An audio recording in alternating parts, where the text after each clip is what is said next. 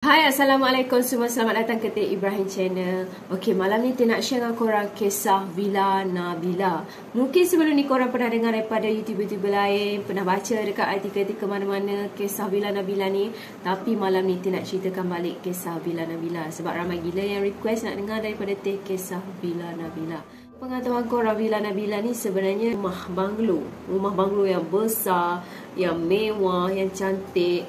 Dan rumah Villa Nabila ni dia ada 4 tingkat dan ruangan halaman rumah yang sangat besar. Siapa yang pernah pergi tu dia tahulah. Dulunya cantik tapi sekarang ni sangat menyeramkan. Pengetahuan korang, pemilik Villa Nabila ni seorang Tan Sri yang kaya raya dan seorang usahawan yang berjaya. Okey, dan dalam rumah tu ataupun banglo tu diduduki oleh dua pasangan yang sangat bahagia, Tan Sri dengan Puan Sri, dan 2 orang anak lelaki dan perempuan, dan juga beberapa orang pembantu rumah. Yalah, rumah besar kan mestilah ada pembantu. Dan kenapa rumah banglo tu dipanggil Villa Nabila? Disebabkan oleh Tan Sri mempunyai seorang anak perempuan yang sangat dia sayang, iaitu nama dia Nabila. So disebabkan dia terlalu sayangkan Nabila ni, Tan Sri pun menjadikan rumah mahliga yang dia bina tu dan diberi nama sebagai Villa Nabila. Bukti kasih dan sayang dia kepada anak puteri dia. Tapi kebahagiaan mereka ni tak berpanjangan kalau korang nak tahu, disebabkan oleh ada 3 tragedi menimpa keluarga Tan Sri. Kisah pertama yang kita dapat tahu, ada orang kata Tan Sri ni mengalami kegagalan dalam bisnes dia hingga membuatkan dia muflis. Dan disebabkan dia stres dan tekanan dengan hutang yang banyak, akhirnya ada orang kata Tan Sri ni telah pun membunuh kesemua orang yang ada dekat dalam rumah dia, termasuk anak, bini serta orang gaji dekat dalam rumah dia. Dan akhirnya dia tembak diri dia. Selepas dia tembak semua orang yang ada dekat rumah, Tan Sri pun tembak diri dia sendiri, macam bunuh diri lah. Dan kisah yang kedua, ada orang kata pada satu malam tu ada sekumpulan masuk banglo Villa Nabila ni. Dan akhirnya mereka merompak harta benda Tan Sri yang ada dekat rumah tu. Dan Nabila ni dikatakan dirogoh dan dibunuh. Lepas Nabila dibunuh, dia dikatakan ditanam di dalam dinding dan dia simik. Dan kisah yang ketiga, Nabila ni mempunyai mak tiri, yang mana Puan Sri itulah. Dan sebenarnya dia bukan mak kandung Nabila.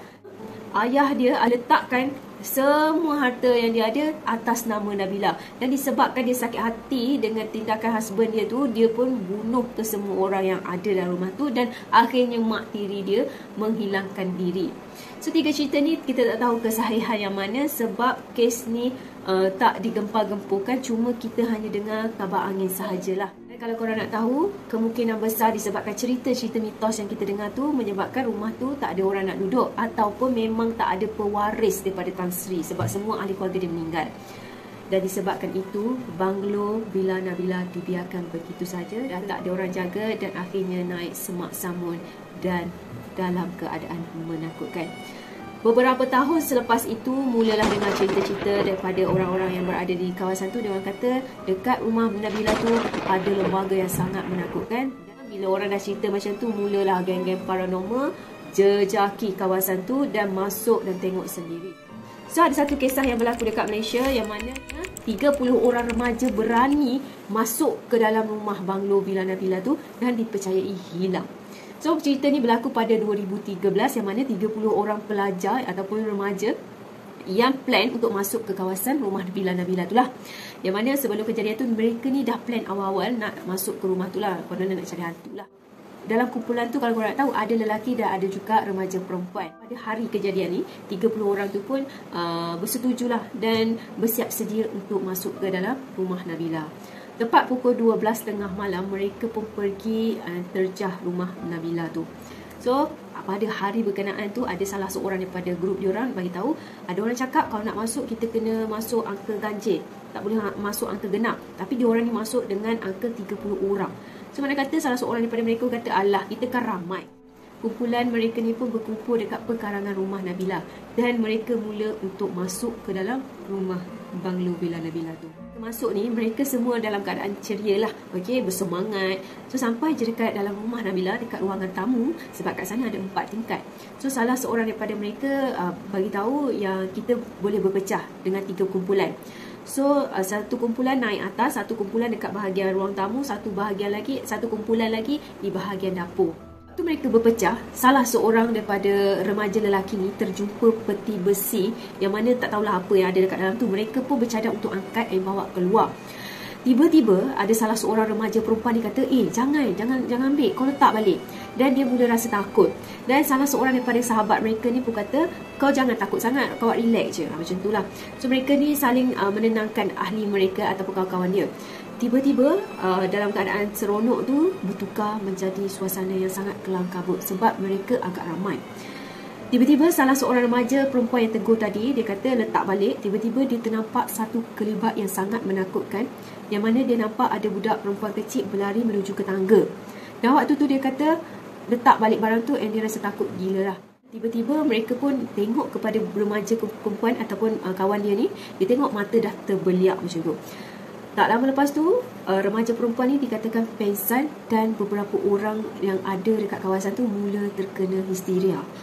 Seorang demi seorang pengsan dan menjerit-jerit, dan akhirnya kawan-kawan diorang ni menggelabah and then cuba untuk tinggalkan tempat tu. Tengah kelam kabut tu, diorang ni cuba angkat kawan-kawan mereka untuk keluar daripada kawasan tu lah. Tak nak histeria ni berjangkit-jangkit. Dan dalam waktu yang sama, kalau korang nak tahu, mereka ni dah mula rasa ketakutan dan ramai di antara mereka dah mula nampak benda-benda yang menakutkan. Dalam keadaan kelam kabut tu, salah seorang daripada mereka ni juga dia kata, jom kita keluar sebab keadaan dah mula huru-hara. Dan masing-masing dah cuba angkat kawan-kawan yang berada berhampiran mereka, angkat dan cuba untuk keluar lah. Dalam keadaan ramai yang jerit-jerit, keadaan jadi kelam kabut, ada seorang daripada mereka ni kata ada lembaga hitam yang bagi tahu suruh pulangkan barang yang kawan dia ambil tadi. So waktu tu dalam keadaan kelam kabut, dia cuba melarikan dirilah untuk selamatkan diri mereka sendiri. Waktu mereka keluar je kawasan tu, mereka pun cubalah kira ahli mereka, kawan-kawan mereka lah. Tapi diorang dapati beberapa orang lagi masih ada dekat dalam. Dan waktu tu mereka dah cuba panggil tapi tak ada yang keluar. Akhirnya mereka semua ni lari lintah pukang balik ke rumah masing-masing. So waktu tu, siapa yang kena histeria waktu tu, kawan-kawan mereka ni cubalah hantar ke rumah mak ayah mereka. Waktu tu bila mak ayah tahu yang mereka ni buat aktiviti paranormal, mereka sangat terkejut dan kawan-kawan yang lain pun ada bagi tahu masih ada terperangkap dalam rumah Nabila tu. Bila salah seorang mak ayah ni diberitahu cerita daripada anak-anak mereka, so dia pun pergilah buat laporan kepada pihak polis. So waktu tu mereka kata ada 16 orang lagi terperangkap dekat rumah banglo tu. Pihak polis ni pun pergilah buat gerakan untuk terjah rumah Nabila ni.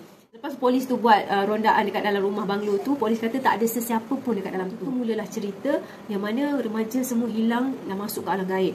Tapi pihak polis cuba untuk tenangkanlah orang-orang yang bawa mulut tu. Dan polis kata kita tunggu mana-mana ibu bapa yang buat laporan yang anak dia hilang. Tak lama lepas tu, polis dapat tahu ada seorang parents atau mak ayah ni pergi buat laporan polis yang mana anak dia dah tak balik 3 hari.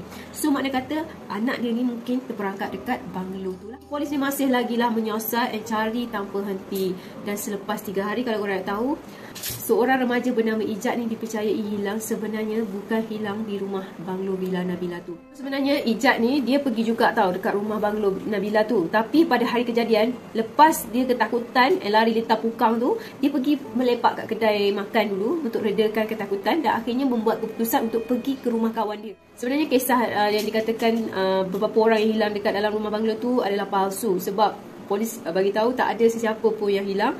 Dan Ijat pun memberitahu sebenarnya waktu tu mungkin semua kalut sangat, takut sangat, kira pun salah. Dan setengahnya memang balik dulu, ditapukkan lagi rumah masing-masing sebab takut kan. So kejadian tu akhirnya polis tutup kes lah. Kejadian remaja hilang tu, polis dah tutup kawasan tu supaya tak berlakunya lagi kes-kes macam tu. So mak bapak waktu tu diarahkan untuk awasi anak-anak lah. So itu saja daripada Teh. Jumpa di next content. Assalamualaikum.